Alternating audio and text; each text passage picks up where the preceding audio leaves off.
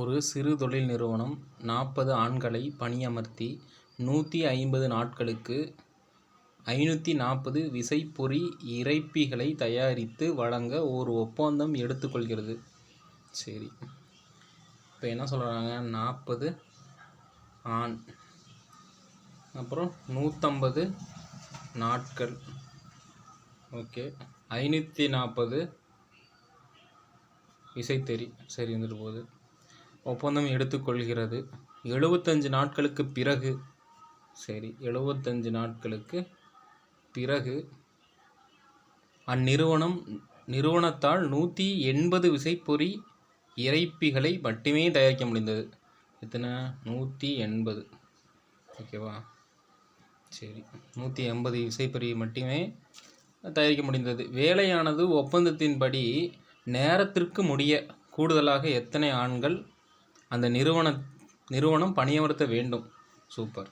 இப்போ இவங்க என்ன கேட்டிருக்காங்க அப்படின்னா, 40 ஆண் 150 நாட்களில் 540 அப்படிங்கிறது ஒரு விசைப்பொறியை முடிக்கணும்னு ஒரு டார்கெட் ஃபிட் பண்ணி வச்சுக்கிறானுங்க.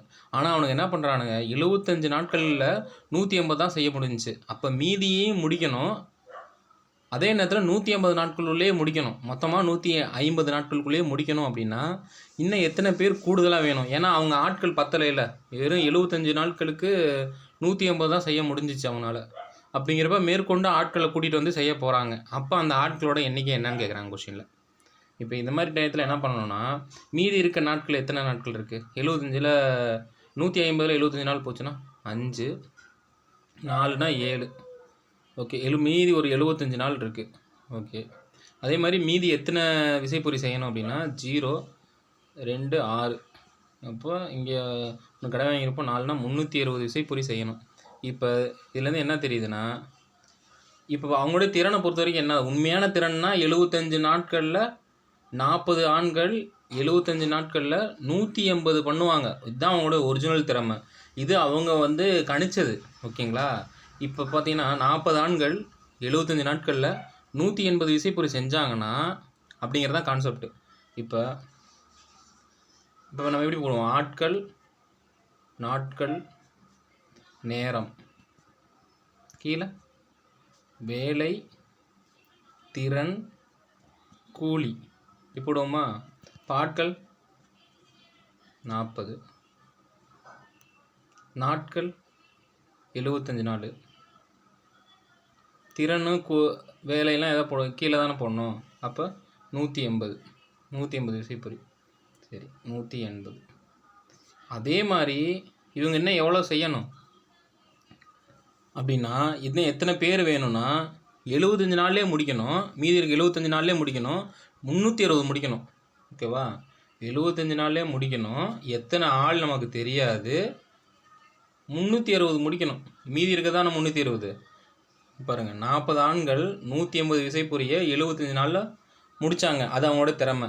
அதே மாதிரி மீதி இருக்க 75 நாளில் 360 முடிக்கணும்னா எத்தனை நபர்கள் வேணும்? இவங்க நல்லா புரிஞ்சிருக்கும். 40 ஆண்கள் 180 விசைப்பொறிகளை 75 நாட்களில் முடித்தாங்க அப்படின்னா மீதி இருக்க 75 நாளில், அந்த 75 நாளில் 360 முடிக்கணும்னா எத்தனை நாட்கள் வேணும்? அப்போ 180, 180, 2 180, 360. ஓகே, இது அடைஞ்சிரும். அப்போ எக்ஸ் அப்படிங்கிறது 80 பேர். அப்போ ஆண்கள்ங்கிறது 80 பேர் வேணும். ஆல்ரெடி எத்தனை பேர் கணக்கில் இருக்காங்க? 40 ஆண்கள் இருக்காங்க. அப்போ கூடுதலாக எத்தனை பேர் வேணும்? 40 பேர் வேணும். அப்போ ஆன்சருங்கிறது 40.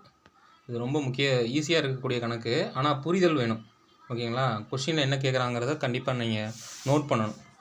40 ஆண்களை பணியமர்த்து 150 நாட்களுக்கு 540 விசைப்பொறிகள். ஆனால் இது என்னது? அவங்களோட ஒரிஜினல் திறமை கிடையாது. அதுக்கடுத்து தான் கணக்கே ஸ்டார்ட் ஆகுது. 75 நாட்களுக்கு பிறகு அந்த நிறுவனத்தால் 180 விசைப்பொறிகளை மட்டுமே செய்ய முடிஞ்சது. அப்போ 40 ஆண்கள் 75 நாட்களில் 180 செஞ்சாங்கன்னா மீதி இருக்க 75 நாளில் 360 விசைப்பொறிகளை செய்ய எத்தனை நபர்கள் வேணும்னா 80 வேணும். அதான் நம்ம போட்டோம் கீழே. அப்போ 80 பேர் வேணும்னா ஆல்ரெடி 40 பேர் இருக்காங்க. இப்போ எக்ஸ்ட்ரா 40 பேர் வந்தால் போதும். அவ்வளோதான்.